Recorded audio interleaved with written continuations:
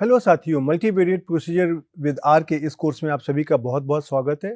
तो आपने देखा कि अपने पिछले कई लेक्चर्स में हम लोगों ने लीनियर डिस्क्रिमिनेंट एनालिसिस की बात करी थी और हमने उसका जो बेस प्रोसीजर और मल्टीवेरिएट नॉर्मल डिस्ट्रीब्यूशन के अंदर हमारे इस तरह के लीनियर डिस्क्रिमिनेंट फंक्शन किस प्रकार से आते हैं उनके बारे में बात करी है। और आज हम उन सारे प्रोसीजर्स को इस आर सॉफ्टवेयर में इम्प्लीमेंट करना चाहेंगे और यह देखना चाहेंगे कि उनको हम अपना जो लीनियर डिस्क्रिमिनेंट फंक्शन है वह अपने डेटा की बेसिस पर आर सॉफ्टवेयर में किस प्रकार से निकालते हैं। तो चलिए हम इस लेक्चर की शुरुआत करते हैं और देखते हैं कि हम अपने कमांड से किस प्रकार के हमारे आउटकम आते हैं और उनको हम किस तरह से इंटरप्रेट करते हैं। चलिए तो इस लेक्चर का हम आरंभ करते हैं। तो जैसे आपको मैंने पहले बताया था कि ये जो आपका लीनियर डिस्क्रिमिनेंट एनालिसिस है ये एक्चुअली में 1936 में सर आरिफ फिशर ने इसको डेवलप किया था और उनका भी ऑब्जेक्टिव यही था कि उनको अपने ऑब्जर्वेशन को दो क्लियरली डिफाइंड ग्रुप्स में डिवाइड करना था। इसीलिए कभी कभी हम ये जो हमारा डिस्क्रिमिनेंट फंक्शन है उसको हम फिशर्स डिस्क्रिमिनेंट फंक्शन भी कहते हैं। और हमने ये देखा था कि अगर हम दो मल्टीवेरिएट नॉर्मल पॉपुलेशन लेते हैं, नॉर्मल म्यू1 सिग्मा और नॉर्मल म्यू2 सिग्मा, उसमें अगर हम ऑब्जर्वेशन एक्स की इन दोनों पॉपुलेशन में क्लासिफाई होने की इक्वल प्रोबेबिलिटी लेते हैं और अगर कॉस्ट ऑफ मिस क्लासिफिकेशन हमारी अगर बराबर होती है तो उस केस में हम हमारे पास देखिए इस प्रकार का डिस्क्रिमिनेंट रूल आ गया था। यहाँ पर R1 को हम इस प्रकार से डिफाइन करते हैं कि ये जो हमारी क्वांटिटी है ये हमारी ग्रेटर देन इक्वल टू 0 होना चाहिए और R2 इसी का कॉम्प्लीमेंट होता है। और यहाँ पर चूंकि हमारे ये म्यू1 म्यू2 और सिग्मा हमारे अननोन होते हैं रियल लाइफ में, तो हम इनको डेटा की बेसिस पर एस्टिमेट करते हैं और म्यू1 की जगह म्यू1 हैट, म्यू2 की जगह म्यू2 हैट और सिग्मा की जगह हम इसको सिग्मा हैट से रिप्लेस कर देते हैं। और उसके लिए हम क्या करते हैं कि सबसे पहले हम एक N1 साइज का सैंपल अपने नॉर्मल म्यू1 सिग्मा से ड्रॉ करते हैं और N2 साइज का सैंपल हम नॉर्मल म्यू2 सिग्मा से ड्रॉ करते हैं।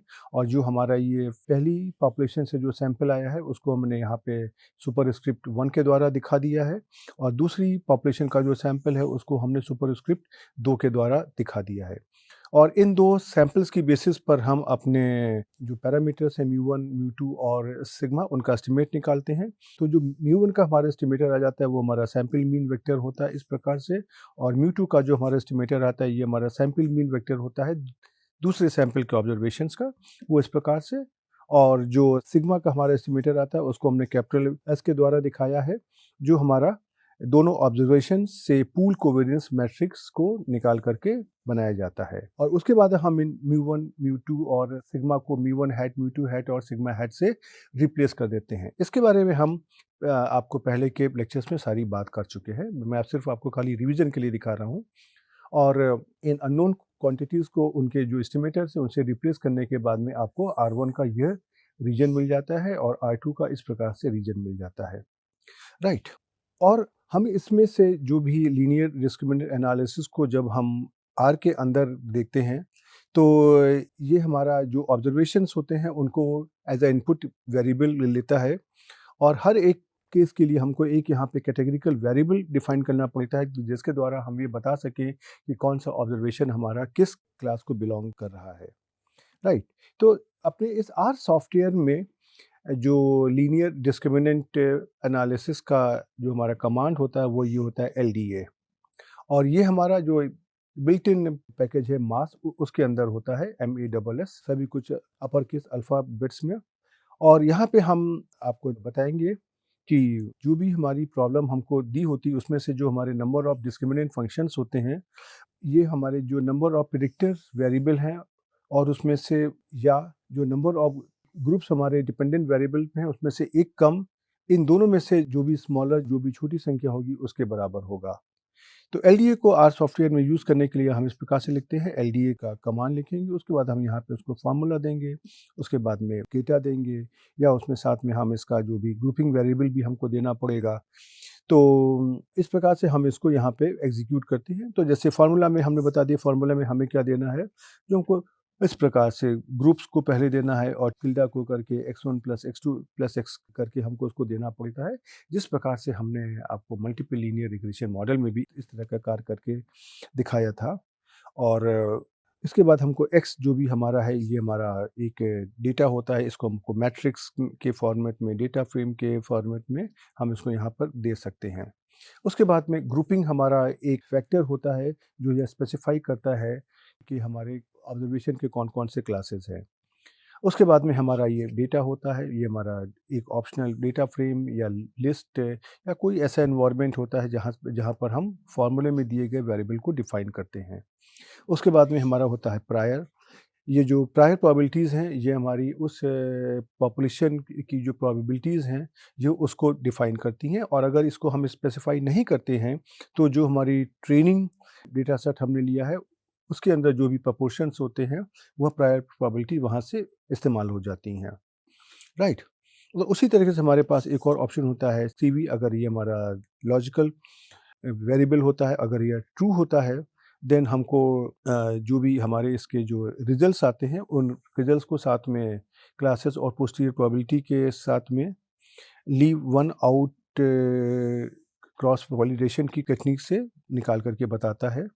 और अगर हमको ये प्रायर अगर हमारे एस्टिमेट किए जाते हैं, देन जो भी हमारे प्रोपोर्शन होता है पूरे पूरे डेटा सेट में, उसको इस्तेमाल किया जाता है, राइट? और उसके बाद में जब हमारा आउटकम आता है, तो उसमें से हमको प्रायर के बारे में बताया जाएगा कि हमने किस प्रकार की प्रायर प्रोबेबिलिटीज़ को यूज़ किया है।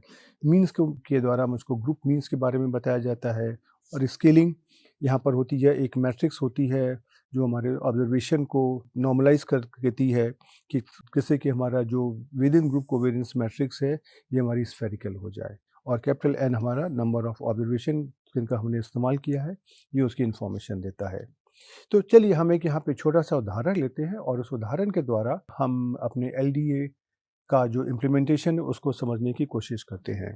तो हमने यहाँ पे उदाहरण में एक छोटा-सा डेटा सेट लिया है, जो हमने यह किताब है जो univariate, bivariate and multivariate statistics using R quantitative tools for data analysis and data science. ये हमारी डेनियल जे डेनिस के द्वारा लिखी हुई किताब है, जो जॉन वाइलिस से 2020 में पब्लिश हुई है। तो इसमें से क्या है, हमारे पास एक छोटा-सा डेटा सेट है क्वांटिटेटिव एबिलिटी पर, वर्बल एबिलिटी पर। और इसमें से क्या गया है कि एक हमारा ट्रेनिंग ग्रुप है, जिसको हमने ट्रेनिंग दी है, और उस ट्रेनिंग को हमने 3 हिस्सों में डिवाइड कर दिया है कि उनको कोई भी ट्रेनिंग नहीं दी गई है, उसको मैंने 1 के द्वारा दिखाया है।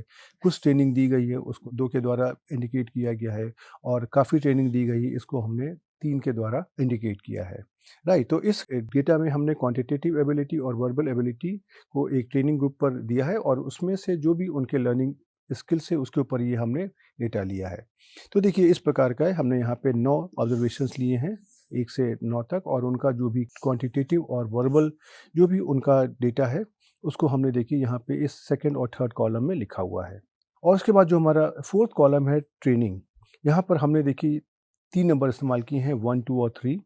और उसमें से 1 दिखा रहा है नो ट्रेनिंग, 2 दिखा रहा है सम ट्रेनिंग, और 3 दिखा रहा है एक्सटेंसिव ट्रेनिंग, राइट? तो अब हम इसकी बेसिस पर यहाँ पे डिस्क्रिमिनेंट एनालिसिस करते हैं। हमारा कोई एक नया डेटा सेट आता है, जहाँ पे कोई एक इंडिविजुअल ऑब्जर्वेशन है, जहाँ पर हमको क्वांटिटेटिव और वेरिएबल के स्कोर दिए गए हैं। उसकी बेसिस पे हमको ये यहाँ पे डिफाइन करना है कि हमारे जो यहाँ पे 3 ग्रुप हैं, जिनको हमने 1, 2 और 3 के द्वारा दिखाया हुआ है, वह किस ग्रुप को बिलोंग करता है, वो किस ग्रुप में क्लासीफाई होगा, राइट? तो सबसे पहले हम इस डेटा सेट का एक डेटा फ्रेम तैयार कर लेते हैं। हमने अपने क्वांटिटेटिव का जो वेरिएबल है, उसको क्वांट के नाम से यहाँ पे डेटा में स्टोर कर लिया। वर्बल एबिलिटी का जो डेटा है, उसको हमने वर्बल नाम के एक वेरिएबल में स्टोर कर लिया। और ट्रेनिंग का जो हमारा डेटा है, उसको हमने ट्रेन नाम से इस एक डेटा वेक्टर में स्टोर कर लिया। और उसके बाद में हमने इन 3 वेरिएबल्स का एक डेटा फ्रेम बना लिया, क्वांट, वर्बल और ट्रेन, और उसका हमने नाम दे दिया iq.train। तो देखिए ये आपका iq.train का डेटा सेट आ गया, और ये इसका स्क्रीनशॉट है। अब हमने देखिए अपना डेटा सेट यहाँ पे जो हमको इनपुट करना है, उसको हमने तैयार कर लिया। उसके बाद में हमको ये जो हमारे लेवल्स यहाँ पे हैं ग्रुप के, जिनको हमने 1, 2 और 3 के द्वारा दिखाया हुआ है, उनको हमको फैक्टराइज करना है, और उनको एक फैक्टर के फॉर्म में कन्वर्ट करना है। तो उसके लिए हम क्या करते हैं कि हम यहाँ पे जो हमारा कमांड होता है फैक्टर, हम उसको यूज़ करते हैं। और जो भी हमारा ट्रेन वाला वेरिएबल है, यहाँ पे हमने 1, 2, 3 के नंबर लिए हुए हैं, वहाँ पे हमारे लेवल्स क्या हैं, 1, 2 और 3, राइट?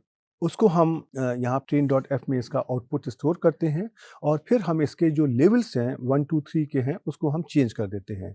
फिर हम यहाँ पे जो train.f का जो हमारा आउटकम आएगा उसमें से लेवल्स को हम कर देते हैं नन, सम और मच। राइट, तो इस प्रकार से आप देखेंगे कि जहाँ भी हमारा दिया होगा लेवल दिया होगा 1 वहाँ पर आ जाएगा नन, और जहाँ पे दिया होगा 2 वहाँ पर आ जाएगा सम, और जहाँ पर दिया होगा 3 वहाँ पर आ जाएगा मच। राइट, तो आप इस प्रकार से देखेंगे तो ये आपका जो डेटा है ये आपका लेवल्स में बदल जाएगा। राइट, तो ये आपका train.f डेटा सेट आ गया और यहाँ पे हमारे पास 3 लेवल हैं, नन, सम और मच, जिनको हमने 1 2 3 के द्वारा रिप्लेस किया है और ये देखिए इसका डेटा सेट भी है। ओके, अब हम अपनी लाइब्रेरी मास को ले लेते हैं और जो भी हम अपना यहाँ पे LDA कमांड लेते हैं और उसका फॉर्मूला देते हैं। तो देखिए फॉर्मूला हमने कैसे दिया, train.f, ये जो हमने यहाँ पे फैक्टर करके अपना ये जो आउटकम निकाला हुआ है, पहले इसको निकाला और फिर टिल्डा करके वर्बल और क्वांट दो हमारे जो वेरिएबल्स हैं उसके ऊपर हमने इसको अपना फॉर्मूला लिखा। और उसके बाद डेटा हमारा क्या है, डेटा हमारा ये जो iq.train जो आपने यहाँ पर ये डेटा फ्रेम बनाया है ये है, इसको मैंने दिया और जो भी इसका हमारा आउटकम आता है उसको मैंने एक नए वेरिएबल में स्टोर कर लिया LDA.fit। राइट, और उसके बाद में हम जब LDA.fit को जब हम एग्जीक्यूट करेंगे तो देखिए हमको कुछ इस प्रकार का आउटकम मिलेगा। ये आउटकम एक्चुअली में काफ़ी लंबा था, तो इसमें से अब हम एक काम करेंगे, ये मैंने आपको आउटकम तो दिखा दिया है, अब इसके जो छोटे-छोटे हिस्से करके हम आपको इनका इंटरप्रिटेशन क्या होगा उसको दिखाने की कोशिश करेंगे। जैसे देखिए यहाँ पे सबसे पहले उन्होंने प्रायर प्रोबेबिलिटीज़ के बारे में बताया है, फिर ग्रुप मीन्स के बारे में बताया है और फिर उन्होंने यहाँ पे कोएफिशिएंट ऑफ लीनियर डिस्क्रिमिनेंट के बारे में बताया है और उसके बाद उन्होंने यहाँ पे प्रपोर्शन ऑफ ट्रेसेस के बारे में बताया है। राइट, तो चलिए सबसे पहले हम आपको ये जो आउटकम है ये हम आपको आर सॉफ्टवेयर में करके दिखा देते हैं, जिससे कि आपको ये भरोसा होना चाहिए कि हम जिस आउटकम की हम एनालिसिस कर रहे हैं वो यहाँ पे आपको दिखाई देगा। तो देखिए हमने इस डेटा को हमने कॉपी करके यहाँ पर पेस्ट कर लिया और आप देखेंगे कि iq.train आपका जो डेटा फ्रेम इस प्रकार से आ गया। राइट, इसके बाद में अब हमने यहाँ पर इसको हमने अपना जो फैक्टर का कमांड एग्जीक्यूट कर दिया, तो आपने देखा कि जो जब train.f आपका है डेटा ये आपका इस प्रकार से कन्वर्ट हो गया। राइट, और इसमें से आप इसको अगर स्टेप बाय स्टेप भी आप अगर देखना चाहते अगर हैं तो आप ऐसे देख सकते हैं iq.train का जो डेटा है ये जो आपने लिया हुआ है, iq.train का देखिए डेटा क्या है, ये आपका ये डेटा है। यहाँ पर अगर आप अपना जो भी फैक्टर करते हैं खाली अगर ट्रेन को लेवल 1 2 3 पर अगर, तो देखिए इसका आउटपुट कितने आएगा, train.f इस प्रकार का आएगा। यहाँ पे आपके लेवल्स क्या है, 1 2 3 हैं। तो इन लेवल्स को आपने यहाँ पर चेंज कर दिया है लेवल्स train.f के द्वारा। तो देखिए ये आपने यहाँ पे चेंज कर दिया और उसके बाद में जो आपका train.f आएगा उसके अंदर देखिए जहाँ पे 1 1 1 2 2 2 3 3 था, यहाँ पर आपका नन नन नन, उसके बाद सम सम सम और मच मच मच हो गया। राइट, और उसके बाद में अब अपना हम जो भी यहाँ पे लीनियर डिस्क्रिमिनेंट एनालिसिस है इस डेटा पर हम उसको लगाते हैं और आप देखेंगे कि इस प्रकार से हमारा इसका आउटकम आ जाएगा। देखा आपने, तो LDA फिट में जब हमने यहाँ पे लगाया लीनियर डिस्क्रिमिनेंट एनालिसिस, तो देखिए इस तरह का हमारा ये आउटकम यहाँ पर आ गया। राइट, अब हम इस आउटकम को समझने की कोशिश करते हैं कि ये हमको यहाँ पर क्या दिखा रहा है और इसको हम किस प्रकार से इंटरप्रेट करेंगे। राइट, तो सबसे पहले हम इसका देखिए जो ये वाला पार्ट है उसको हम मिल के लेते हैं प्रायर प्रोबेबिलिटीज़ के बारे में। तो देखिए ये हमको दिखा रहा है कि prior probabilities of the group none, much, some और मच की जो प्रायर प्रोबेबिलिटीज़ है 0.33 0.33 0.33 हैं। राइट, तो ये प्रायर प्रोबेबिलिटीज़ ऑफ ग्रुप क्या है, ये वह है जो हमको उम्मीद होती है कि जो हमारी probability of classification her group में एक होगी, ये उसकी वैल्यू है। राइट, और इसमें आप अगर देखोगे तो इसको सभी की वैल्यू को 0.33 रखा हुआ है। उसका कारण ये है क्योंकि आर में जो डिफ़ॉल्ट प्रोबेबिलिटी को बराबर करता है, तो हमारे यहाँ पे 3 ग्रुप थे, तो हर एक ग्रुप की प्रोबेबिलिटी उसने 1/3 अर्थात 0.33 ले ली है और उसने ये बताया है कि हर एक ग्रुप की जो प्रायर प्रोबेबिलिटी हमारी बराबर है। और अगर चाहो तो आप इस प्रायर प्रोबेबिलिटी को भी आप आराम से एडजस्ट कर सकते हो अगर आपके पास कोई ऐसा ख़ास कारण है ये बात पर भरोसा करने के लिए कि ये ऑब्ज़र्वेशन इस ग्रुप को बिलॉन्ग करेगा, उसकी प्रोबेबिलिटी ज़्यादा है, राइट? अब हम देखिए आपको ये जो हमारा ये वाला पार्ट था ग्रुप मीन, इसकी बात हम यहाँ पे करते हैं। तो देखिए हमारा क्या है, इसने हमको ग्रुप मीन्स बताया हुआ है। ये ग्रुप मीन्स क्या रिप्रेजेंट कर रहे हैं, ये हमारे वर्बल और क्वांट के हर एक लेवल के लिए जो हमारा ऑब्जर्वेशन का मीन आता है, यह उसको दिखाने की कोशिश कर रहा है। जैसे हमने यहाँ पे देखा कि ये हमारा वेरिएबल है वर्बल, ये हमारा है क्वांट। तो जब हम वर्बल का हम जो लेवल है नन के बराबर लेते हैं, तो इसका मीन कितना आएगा 2। उसी प्रकार से जब हम वर्बल का हम लेवल लेते हैं सम, तो उसका मीन कितना आएगा 8। और उसी प्रकार से वर्बल का जब हम लेवल लेंगे मच, तो इसका मीन कितना आएगा 9, राइट। उसी प्रकार से अगर हम क्वांट का अगर हम लेवल लेते हैं नन, तो देखिए इसका मीन कितना आएगा 4.33 जो यहाँ पे दिया हुआ है। उसके बाद में अगर हम क्वांट का अगर हम लेवल लेते हैं सम, तो देखिए इस प्रकार से 8.00 आ जाएगा। और अगर हम क्वांट का लेवल लेते हैं मच, तो ये हमारा 9.67 आ जाएगा। तो ये भी हमको अपने जो डेटा की डिस्क्रिप्टिव स्टैटिस्टिक्स है उसके बारे में बता रहा है, राइट। अब इसके बाद हम अपना जो भी तीसरा पार्ट है कोफिशिएंट ऑफ लीनियर डिस्क्रिमिनेंट, उसको हम यहाँ पे समझने की कोशिश करते हैं कि ये हमको क्या दे रहा है, राइट। तो इसने आपको देखिए यहाँ पर दो आपको लीनियर डिस्क्रिमिनेंट फंक्शन दी हैं और जिसको हमने LD1 और LD2 के द्वारा दिखाया है। इसके बारे में हम आपको आगे बताएंगे कि इसमें से किस प्रकार से हम इनका चुनाव करते हैं। तो ये जो कोफिशिएंट्स हमारे यहाँ पे दिए हुए हैं, ये एस्टिमेटेड कोफिशिएंट्स हैं जो हमने अपने लीनियर डिस्क्रिमिनेंट फंक्शन का इस्तेमाल करते हुए निकाले हैं, राइट। और आप यहाँ पे देखेंगे कि जो हमारा पहला डिस्क्रिमिनेंट फंक्शन है LD1, यहाँ पर क्या है, वर्बल को जो उसने वेट दिया है वो दिया है 0.97 और कॉन को दिया है 0.02।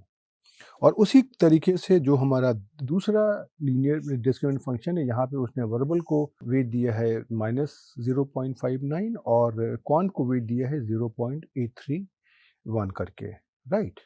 तो अब हमारा अगला सवाल ये आता है कि इसके द्वारा हम अपना लीनियर डिस्क्रिमिनेंट फंक्शन लिखेंगे कैसे। तो देखिए सबसे पहले हम LD1 के जो हमारे कोफिशिएंट्स हैं उनको हम कंसीडर करते हैं, राइट। तो जो हमारा पहला डिस्क्रिमिनेंट फंक्शन आ जाएगा, वह आ जाएगा 0.97 और वर्बल को आपस में मल्टीप्लाई करिए और प्लस आप क्वांट और जो भी 0.029 है, आप इसको मल्टीप्लाई करिए। तो जो आपका पहला लीनियर डिस्क्रिमिनेंट फंक्शन इस प्रकार का आ जाएगा 0.9794679 जो मेरा यहाँ से आया इंटू वर्बल और 0.02983 ये हमारा यहाँ दूसरी वैल्यू से आया क्वांट। और उसी तरीके से जो हमारा दूसरा हमारा जो लीनियर डिस्क्रिमिनेंट फंक्शन हमारा यहाँ से आया, ये आया इस प्रकार से 0.59 ये कहाँ से आया, यहाँ से into verbal plus 0.83 into quant, right. तो ये जो हमारे यहाँ पे कोफिशिएंट्स आए हैं, ये हमारा जो रॉ डेटा है उसके ऊपर से हमने ये रॉ कोफिशिएंट्स निकाले हैं। आपको हमने डेटा को स्टैंडर्डाइज करने के लिए और स्केल करने के बारे में एक बार अपने इस लेक्चर में बताया था। तो अगर आपको इन्हीं कोफिशिएंट को अपने स्टैंडर्डाइज डेटा के लिए या स्केल डेटा के लिए अगर निकालना है, तो भी हम उसको निकाल सकते हैं और उसके द्वारा हमको स्टैंडर्डाइज कोफिशिएंट्स मिल जाएंगे। तो उसके लिए हम अपना कमांड यूज़ करते हैं LDA.fit डॉलर स्केलिंग, मतलब जो भी आपने इसका आउटपुट जिस वेरिएबल में स्टोर किया है उसमें से आप डॉलर स्केलिंग आप लगा दीजिए, राइट। अब यहाँ पर बात आती है कि हमको आर सॉफ्टवेयर ने दो लीनियर डिस्क्रिमिनेंट फंक्शन दिए हैं LD1 और LD2 और साथ में ही उसका उसने हमको यहाँ पे प्रपोर्शन ऑफ ट्रेस भी बताया है। आप अगर ये सॉफ्टवेयर में देखेंगे इसके आउटपुट में देखिए सबसे जो अंत में ये वाला पार्ट है।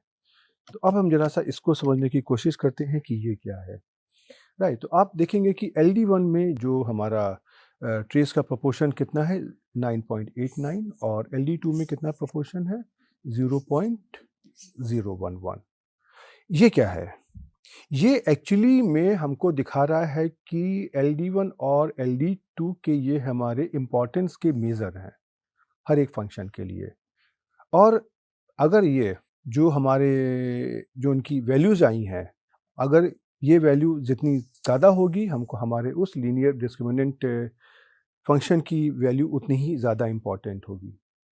राइट, एक्चुअली में ये जो हमारे प्रोपोर्शन ऑफ ट्रेसेस हैं, इनको हम आइगन वैल्यूज़ के द्वारा हम इसको यहाँ से निकाल सकते हैं, लेकिन हमने इसके बारे में यहाँ पे बात नहीं करी है और आर हमारा इनकी आइगन वैल्यूज़ को भी नहीं यहाँ पे रिपोर्ट करता है, लेकिन वो इस सॉफ्टवेयर के पीछे बिहाइंड द कर्टेन जिसको हम कहते हैं, वहाँ पर ये जो भी हमारा एक फंक्शन की आइगन वैल्यू निकालता है और उसमें दोनों जो भी हमारी आइगन वैल्यू होती हैं उनका प्रोपोर्शन निकाल देता है। राइट, ये देखिए कुछ इस तरीके के है, जैसे कि जो भी हमारा डेटा है उसके लिए अगर हम अपनी मैनुअल अपना जो भी हमारा फंक्शन होता है आइगन, उसके द्वारा मैंने इसको कंप्यूट किया है। अगर हम अपने डेटा की कि अगर हम आइगन वैल्यूज़ निकालते हैं, तो जो पहली वैल्यू हमारी आइगन वैल्यू आती है वो हमारी 14.35 आती है और दूसरी आइगन वैल्यू हमारी 0.16 आती है। तो ये जो वैल्यूज़ हैं, जब हम इनको दोनों को एक साथ हम सम कर देंगे, जोड़ देंगे, तो ये हमको ट्रेस ऑफ मैट्रिक्स मिल जाएगा। ओके, अब हम क्या करते हैं कि हर एक ये आइगन वैल्यूज़ का हम उस ट्रेस ऑफ मैट्रिक्स के साथ में प्रोपोर्शन निकालते हैं। तो हमने क्या किया, पहली हमारी आइगन वैल्यूज़ कितनी है 14.35 और उसका हम प्रोपोर्शन कहाँ से निकालेंगे, जो हमारा टोटल जो हमारा ट्रेस ऑफ मैट्रिक्स है, तो ये हमारा कितना हो गया 14.35 और 0.16। तो देखिए ये वाली वैल्यू हमारी 0.989 आ गई, जो हमारी यहाँ पर देखिए दी हुई है। राइट, उसी तरीके से हम अगर अपना दूसरा हम अपना जो भी आइगन वैल्यू लेते हैं, इसकी वैल्यू कितनी आई थी 0.16। तो देखिए मैंने यहाँ पे 0.16 और डिवाइडेड बाई जो हमारा ये जो वैल्यू थी 14.35 प्लस 0.16 किया, तो ये कितनी आएगी 0.01। तो ये 0.01 देखिए वैल्यू आपको यहाँ पर इसकी वैल्यू दी हुई है। तो क्लियरली आप अगर इन दोनों वैल्यूज़ को आप अगर कंपेयर करोगे, तो जो 0.9889 है वो 0.01 से कहीं ज़्यादा है। तो इसलिए जो हमारा फर्स्ट डिस्क्रिमिनेंट फंक्शन हमने यहाँ पर निकाला था, फर्स्ट लीनियर डिस्क्रिमिनेंट फंक्शन ये वाला, ये हमारा ज़्यादा रिलेवेंट है दूसरे लीनियर डिस्क्रिमिनेंट फंक्शन के कंपैरिजन में। राइट, और ये हमारा जो हमारे ग्रुप्स हैं उनके बीच में जो हमको अंतर बहुत क्लियरली दिखाएगा। तो इसीलिए हम जो अपने जो प्रोपोर्शन ऑफ ट्रेसेस की वैल्यू को देख लेते हैं और ये वैल्यू अगर हमारी हाई होती है, तो ये हमको इंडिकेट करती है कि जो हमारा डिस्क्रिमिनेंट फंक्शन है, ये हमारे उन ग्रुप्स को अपने डिफरेंट ग्रुप्स में क्लासिफाई करने के लिए बहुत ही रिलेवेंट तरीके से कार्य कर रहा है।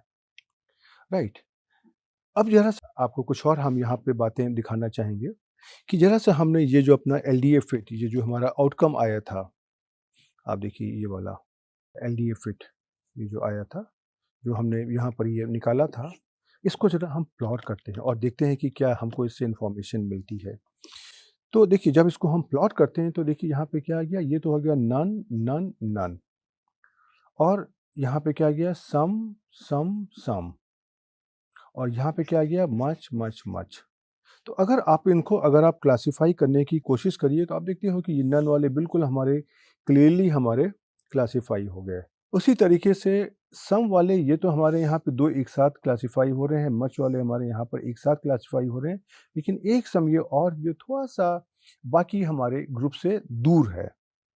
राइट, तो देखिए मिस क्लासिफिकेशन तो रियल लाइफ में जो आपका डेटा आएगा वो उसमें तो यूजुअली होता ही है। राइट, इसी बात को जो आपको इन्फॉर्मेशन मैंने यहाँ पर दी है, ज़रा सा हम इसको अपने जो भी एनालिटिकल टूल्स हैं उनके द्वारा समझने की कोशिश करते हैं कि ये मुझे क्या दिखा रहा है।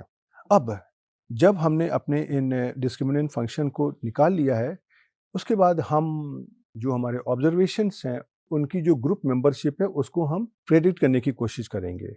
इसका क्या मतलब है कि जैसे देखिए हम आपको अगर ये आपका जो ओरिजिनल डेटा है, हम अगर इसकी बात यहाँ पे करते हैं, तो ओरिजिनल डेटा में देखिए क्या हो रहा है। आपने कहा कि जो हमारा पहला सब्जेक्ट है उसकी क्वांटिटेटिव एबिलिटी और वर्बल एबिलिटी इस प्रकार से थी और उसको आपने ग्रुप 1 में क्लासिफाई किया है। अब हम यह देखना चाहते हैं कि जो हमारा लीनियर डिस्क्रिमिनेंट फंक्शन आया है, उसके अंदर अगर हम ये क्वांटिटेटिव और वर्बल की जो वैल्यूज़ देते हैं, तो ये फंक्शन हमारे इस ऑब्जर्वेशन को किस ग्रुप में क्लासिफाई कर रहा है। उसी तरीके से आप अगर अपना जो आपका अंतिम ऑब्जर्वेशन है, मान लीजिए 9th ऑब्जर्वेशन है, इसमें क्वांटिटेटिव का स्कोर है 10, वर्बल का स्कोर है 9 और ये इसको ग्रुप नंबर 3 में क्लासिफाई कर रहा है। अब हम इसी कार को अपने इस लीनियर डिस्क्रिमिनेंट फंक्शन के द्वारा देखना चाहते हैं और देखते हैं कि यह इस नवे ऑब्जर्वेशन को किस ग्रुप में डिफाइन कर रहा है।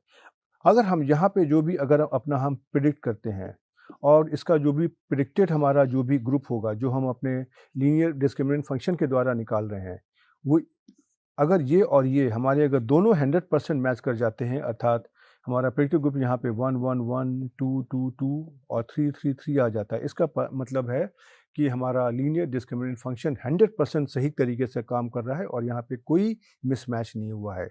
लेकिन अगर इनकी इनकी वैल्यू में, इनकी वैल्यू में और इनकी वैल्यू में कुछ अगर अंतर आता जाएगा, तो वहाँ पर हमारा मिसमैच होता जाएगा। तो इसी चीज़ को समझने के लिए हम यहाँ पर अपना एक कमांड यूज़ करते हैं, प्रिडिक्ट, PREDICT, और हम जो हमारा LDA डॉट फिट आउटकम आया था उसके ऊपर हम इसको इस्तेमाल करेंगे। और इसमें से हम क्या करते हैं, ये क्या करता है कि यह हर ऑब्जर्वेशन के हर एक ग्रुप में होने की जो हमारे डिपेंडेंट वेरिएबल की जो प्रोबेबिलिटीज़ है उसको निकालता है और उसकी बेसिस पे ये मुझको यहाँ पर इसका आउटकम देता है। तो देखिए, हम इसको अगर हम अपने उदाहरण में समझेंगे तो आपको देखिए बहुत अच्छे से दिखाई पड़ जाएगा। तो देखिए, ये हमारा इसका आउटकम आ जाएगा। ये हमने इसका स्क्रीनशॉट लिया हुआ है। अब स्क्रीनशॉट में आप देखोगे कि यहाँ पे 2 चीज़ें आती हैं, एक आता है पोस्टीरियर और एक आता है एक्स। ऊपर तो क्लास लिखा हुआ, ये तो आपको समझ में आ गया कि ये उसने हमारे उसके लेवल्स बताए हैं, राइट। अब अगर आप ज़रा सा इस टेबल में ज़रा सा इन चीज़ों की वैल्यू समझने की कोशिश करिए अपने इस पोस्टीरियर पार्ट से, तो आप देखोगे कि जो पहली प्रोबेबिलिटी है ये तो है 1, लेकिन और दूसरी प्रोबेबिलिटी भी हमारी 1 है और उसके बाद से हमारी जो प्रोबेबिलिटी 0.9 और उसके बाद से आप अगर देखोगे कि ये बहुत ही छोटी होती जा रही हैं। और उसी तरीके से आप अगर देखोगे अगर तो अपने आपके सम ग्रुप की भी जो पोस्टीरियर प्रोबेबिलिटीज़ आई हैं, इनकी वैल्यू पर अगर ध्यान दोगे तो कैसे कि देखिए ये वाली वैल्यूज़ हमारी बहुत छोटी हैं। इसी तरह से मच के अंदर भी ये 2 वैल्यूज़ हमारी बहुत छोटी हैं। तो अब अगर हम इसी बात को अगर हम एक आसान शब्दों में अगर हम समझने की कोशिश करें, तो अब अगर हम यहाँ पे अपना ऑब्जर्वेशन नंबर 1 अगर हम लेते हैं, तो ऑब्जर्वेशन नंबर 1 को अगर हम नन के ग्रुप में क्लासिफाई कर रहे हैं तो इसकी पॉजिटिव प्रोबेबिलिटी 1.00 करके है और सम में बिलोंग करने की इसकी प्रोबेबिलिटी कितनी है, 1.25 इंटू 10⁻⁻8, ऑलमोस्ट 0 के बराबर है, बहुत छोटी है। उसी तरीके से आप अगर मच में देखेंगे तो इसकी प्रोबेबिलिटी कितनी है, 2.672 इनकी 10⁻11, तो ये भी देखिए बिल्कुल 0 के करीब है आपकी, राइट।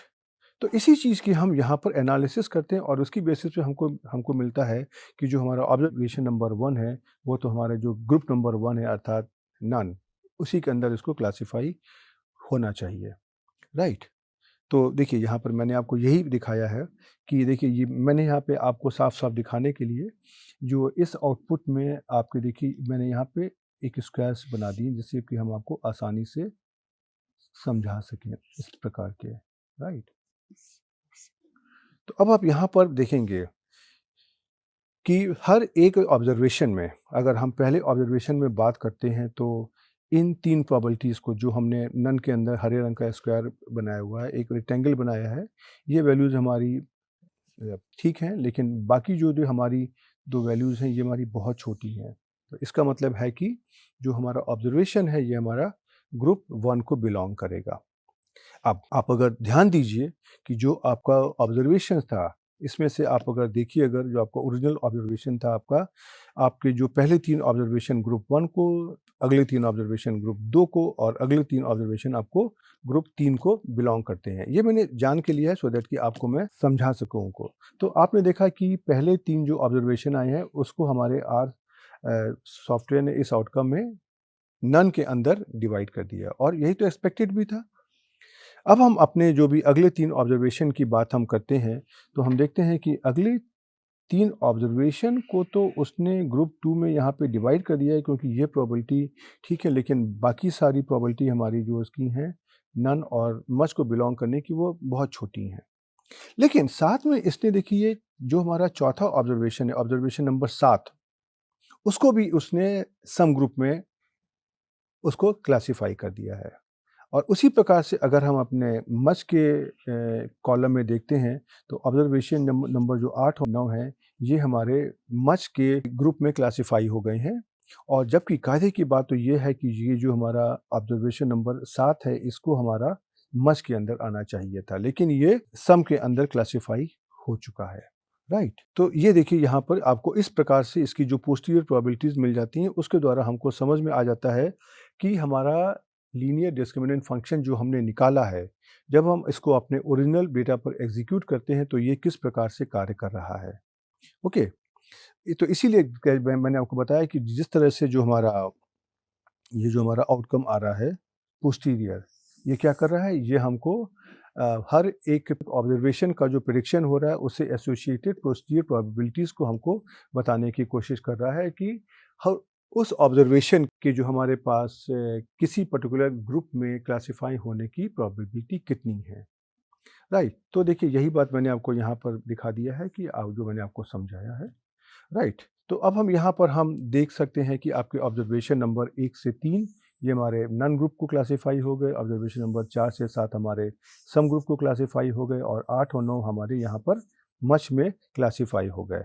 तो अब यहाँ पे देखिए बस एक ही जगह पे गलती हो रही है कि कायदे से हमारे यहाँ पे जो ऑब्जर्वेशन नंबर 4 से 6 हैं, इनको खाली हमारे सम ग्रुप में क्लासिफाई होना चाहिए था, और लेकिन क्या हुआ जो हमारा मच ग्रुप का भी एक ऑब्जर्वेशन हमारा इस सम ग्रुप में मिस क्लासिफाई हो गया है। राइट, तो इसलिए हम यहाँ पे जो भी हमारा प्रेडिक्टेड वैल्यूज आई हैं उसको देख के हम ये पता कर सकते हैं कि लीनियर डिस्क्रिमिनेंट फंक्शन हमारा अच्छा तो है, लेकिन ये 100% परफेक्ट प्रेडिक्शन नहीं कर रहा है।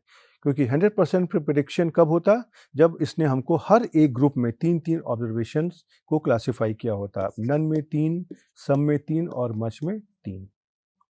राइट, तो अब हम यहाँ पर देखते हैं कि अपनी इस एग्जाम्पल में या कोई भी उदाहरण में कि अगर हमने अपनी डिस्क्रिमिनेंट फंक्शन एनालिसिस को यूज़ किया है तो ये हमारा कितना अच्छा है कि नहीं है। राइट, सो नाउ अब आप देख सकते हो कि हमारे पास डिस्क्रिमिनेंट फंक्शन है जिन्होंने अपना बेस्ट ग्रुप डिस्क्रिमिनेशन करके हमको रिजल्ट दिया है। राइट, अब इसने देखिए जब इसने इनके ग्रुप सेपरेशन को तो मैक्सिमाइज कर दिया है, बट इसका मतलब ये नहीं होता है कि उसने जो उनका मीन सेपरेशन है उसको भी अच्छे से मैक्सिमाइज कर दिया है। अब हमको ये सवाल आता है अपना इस लीनियर डिस्क्रिमिनेंट एनालिसिस को करने के बाद में कि किस प्रकार से यह जज किया जाए कि हमारा जो क्लासिफायर है उसने अच्छा कार्य किया है कि नहीं किया है। जो भी हमारे पास पोस्टीरियर प्रोबेबिलिटीज़ आई हैं और जिसके द्वारा हमने हर एक ऑब्जर्वेशन को एक ग्रुप में मेंबरशिप दी है, उसके द्वारा हमको पता चल गया कि इस लीनियर डिस्क्रिमिनेंट एनालिसिस में हमारे लीनियर डिस्क्रिमिनेंट फंक्शन ने 100% परफेक्ट जॉब तो नहीं किया है। लेकिन ये सारी जो बातें हैं जो हम आपको एक कहानी के माध्यम से समझा रहे हैं, इसको हम एक समरी के फॉर्म में समझना चाहेंगे। तो इस समरी के फॉर्म में करने के लिए हम क्या करते हैं, इसको ज़रा-सा हम एक टेबुलर फॉर्म में लिख लेते हैं। राइट, तो जो भी हमने एक यहाँ पे अपना एलडीए डॉट फिट का जो हमारा आउटपुट आया था, उसको हमने प्रेडिक्ट किया और जो उसके हमने क्लास को निकाल लिया। राइट, और हमने जो अपनी जो भी ट्रेनिंग डॉट एफ में जो हमारा डेटा था ट्रेन डॉट एफ, वहाँ से हमने इसकी जो भी प्रायर प्रोबेबिलिटीज़ उसको हमने यहाँ पर एक साथ लिख लिया। तो हमने इन 2 रिज़ल्ट को, एक हमने रिज़ल्ट डेटा वेक्टर में और एक हमने प्रायर डेटा वेक्टर में उसको लिख लिया और दोनों को हमने सी बाइंड कर दिया। और उसके बाद में इन दोनों जो हमारे प्रायर और रिज़ल्ट के हमारा जो आउटपुट आया उसको हमने एक डेटा फ्रेम के फॉर्मेट में लिख लिया। तो आप ये देखेंगे कि ये हमारा इस प्रकार का आ जाएगा। तो ये हमारे यहाँ 9 ऑब्जर्वेशंस हैं और जो हमारा ट्रेन डॉट एफ था, जो हमारा ओरिजिनल डेटा सेट था, वहाँ पर आपके पास पहले 3 ऑब्जर्वेशन ग्रुप 1 में थे और तो आपके जो भी प्रेडिक्टेड डेटा में जो आपका रिज़ल्ट आया उसमें से भी आपके पहले 3 ऑब्जर्वेशन ग्रुप नंबर 1 में आ गए। यहाँ पे सब कुछ ठीक है। राइट, अब हम इस टेबल को देख कर के भी वही हम अपना रिज़ल्ट निकाल सकते हैं। फिर आपका जो ट्रेन डॉट एफ जो आपका ओरिजिनल डेटा सेट था उसमें से जो आपके अगले 3 ऑब्जर्वेशन थे उसको हमने सेकंड ग्रुप में क्लासिफाई किया था और जब हमारा रिज़ल्ट आया तो उसमें से भी ये 3 ऑब्जर्वेशन हमारे उस दूसरे ग्रुप में ही डिवाइड हो गए। लेकिन समस्या कहाँ पे आ गई? समस्या हमारी आ गई तीसरे ग्रुप में। तीसरे ग्रुप में हमारे पास 3 ऑब्जर्वेशंस थे जो हमारे ग्रुप 3 को बिलॉन्ग करते थे। अब इसमें से आप देखोगे कि जो 7वां ऑब्जर्वेशन है ये हमारा ग्रुप 2 को मिसक्लासिफ़ाई हो गया और जबकि 8वां और 9वां ऑब्जर्वेशन हमारा ग्रुप 3 को ही क्लासिफ़ाई हुआ। तो यहाँ से देखिए आपको इन्फॉर्मेशन जो आपने यहाँ पे इतनी सारी इन्फॉर्मेशन सब एक देख कर के निकाली थी, उसने आपको यहाँ पे एक टेबुलर फॉर्म में कन्वर्ट करके दे दिया, राइट?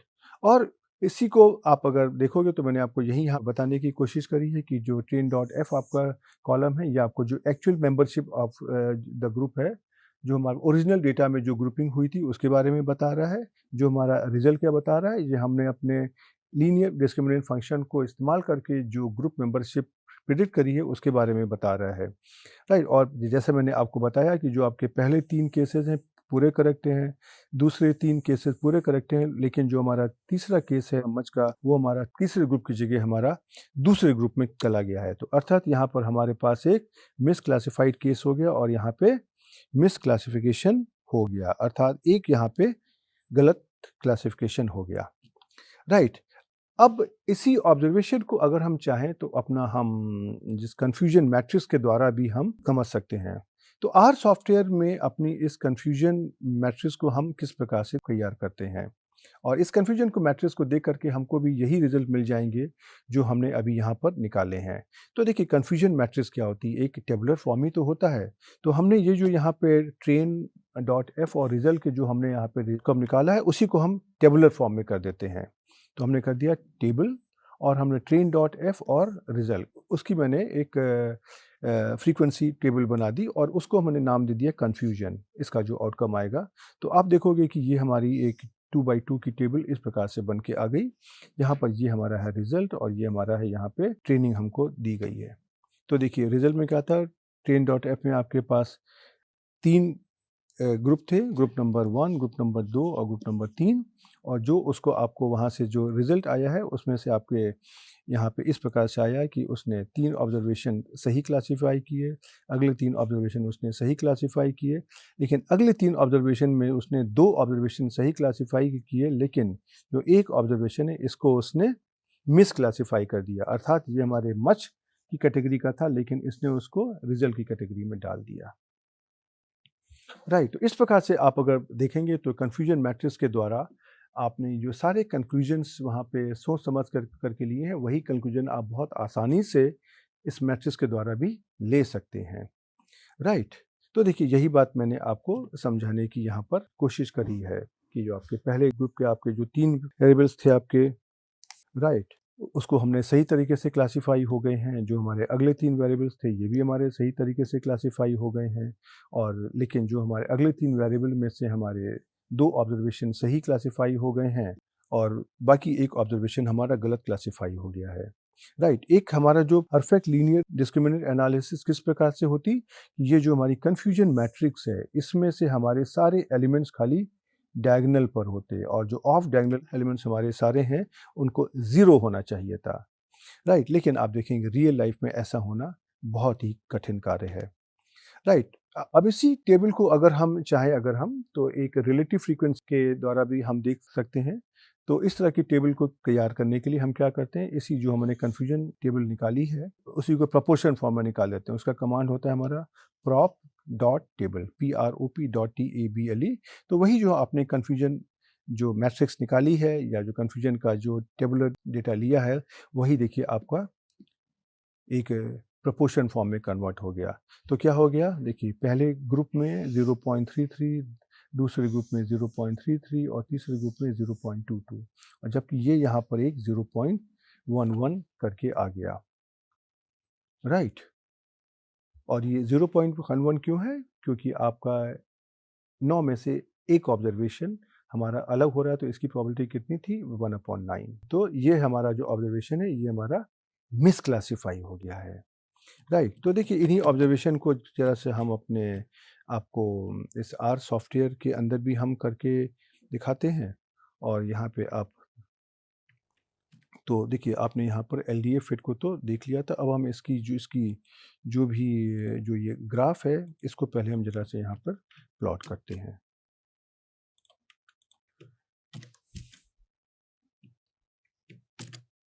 आपने देखा कि ये देखिए ये ग्राफ उसी तरह का ग्राफ तो बन के आ गया जो आपको मैंने यहाँ पे देखिए दिखाया था। इसके बाद में हम इसकी जो वैल्यूज़ आई हैं इसका हम प्रेडिक्शन करते हैं। तो इसमें देखिए क्या हो जाएगा, ये देखिए ये इसकी पोस्टीरियर प्रोबेबिलिटीज़ आ गई जिसके ऊपर मैंने अपनी एनालिसिस यहाँ पर करी है, राइट। और देखिए ये जो हमारे एक्स है ना, ये हमारे हर एक ऑब्जर्वेशन को अगर हम इसमें अपने पहले और दूसरे लीनियर डिस्क्रिमिनेंट फंक्शन के द्वारा अगर देखेंगे तो ये उनके कोएफिशिएंट्स दिए हुए हैं, राइट।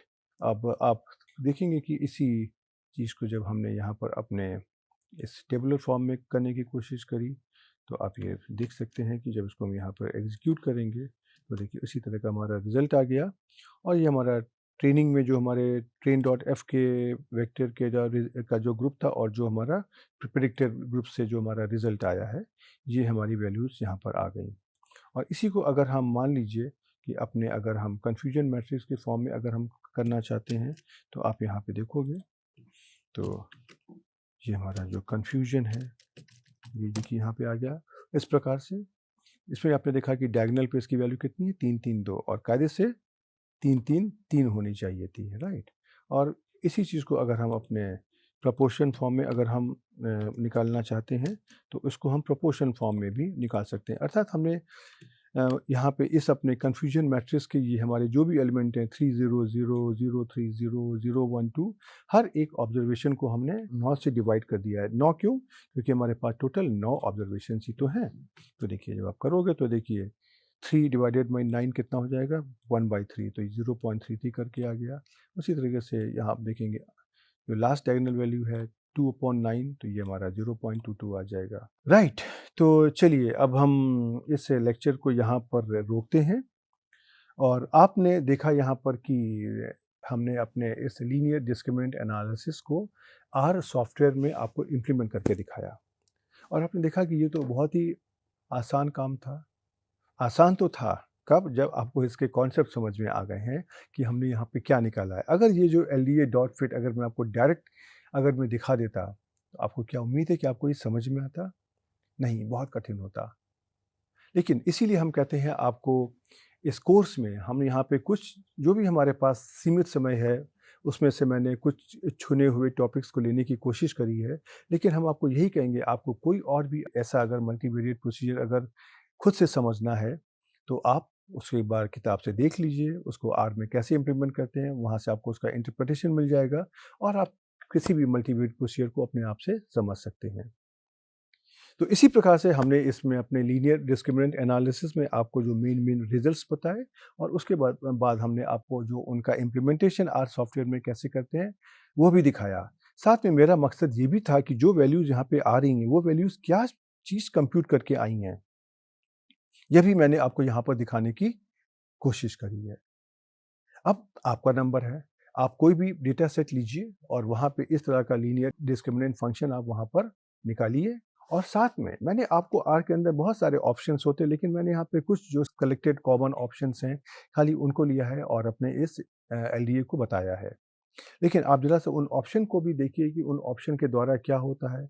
इसी डेटा को अगर हम स्केल कर देंगे तो हमारे लीनियर डिस्क्रिमिनेंट फंक्शन में क्या अंतर आता है, जो मेरी कन्फ्यूजन मैट्रिक्स है स्केल डेटा और ओरिजिनल डेटा पर उसमें से क्या अंतर आता है, जो उनकी पोस्टीरियर प्रोबेबिलिटीज़ हैं, प्रोबेबिलिटीज़ ऑफ क्लासिफिकेशन है, वो हमारे स्केल और अनस्केल्ड डेटा में उसमें से क्या अंतर आता है। ये सारी प्रैक्टिस आपको करनी पड़ेगी। मैं सिर्फ आपको रास्ता दिखा सकता हूँ, लेकिन वो प्रैक्टिस करना आपका कार्य है। आप जितना ज़्यादा प्रैक्टिस करते जाओगे, आपको इन रिजल्ट्स का जो इंटरप्रिटेशन है उतने अच्छे से समझ में आता जाएगा। तो आप इन रिजल्ट्स की प्रैक्टिस करिए और हम आपको अगले टर्न पर एक नए टॉपिक के साथ मिलने फिर से आएँगे। तब तक के लिए गुड बाय।